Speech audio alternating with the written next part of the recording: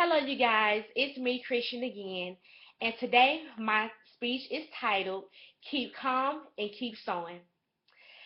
So, first, let me stop and explain to you exactly what a sew in is for those of you that are not familiar with it.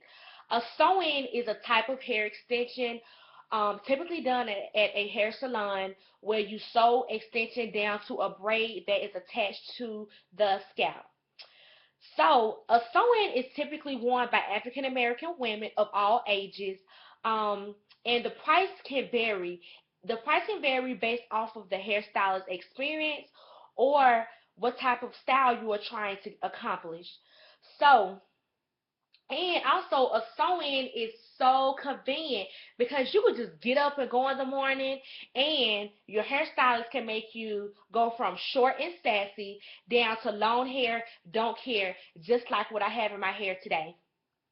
So the purpose of my speech is to demonstrate to you how to sew in a sew-in and also show you the materials needed to accomplish this install.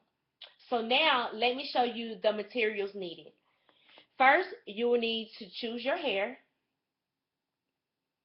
Then you will need to get a C-shaped needle, weaving thread, a weaving net, scissors, and also a comb. All of these supplies you can purchase from your local beauty supply store. So now that we have all of our supplies, we will need to stop and think about what type of hair we are going to get, because the hair varies. It varies by texture, length, and also the type of hair you are wanting to get. The type of hair you can get either Indian, Remy, Brazilian hair.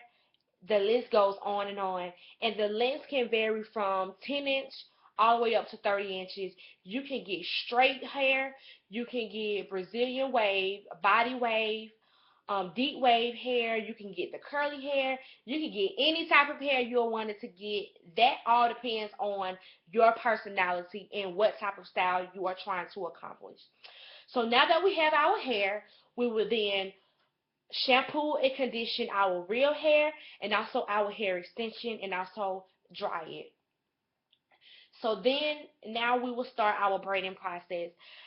Um, if you're just trying to keep it simple, you can braid going from the front of the head to the back of the head. Or you can do different braiding patterns. It's all depending on what type of style you are trying to accomplish. So once we have our braids done, we will then sew down a weaving net.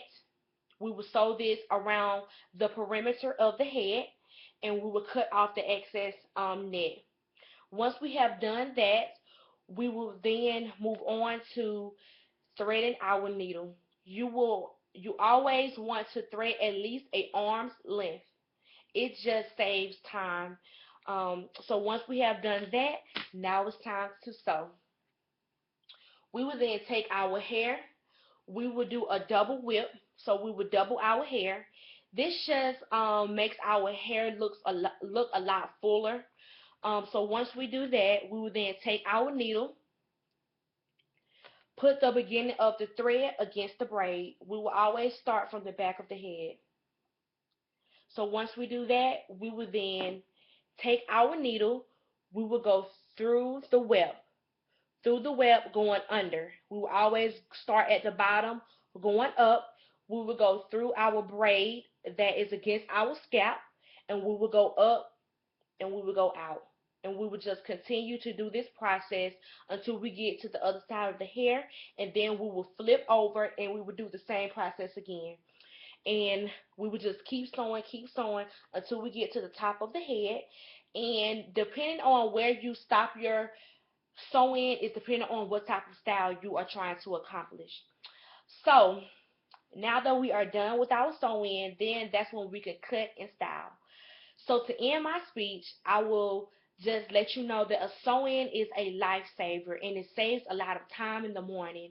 And like I said at the beginning of my speech, a sew-in can make you go from short and sassy to long hair, don't care in 2 minutes. Thank you for listening.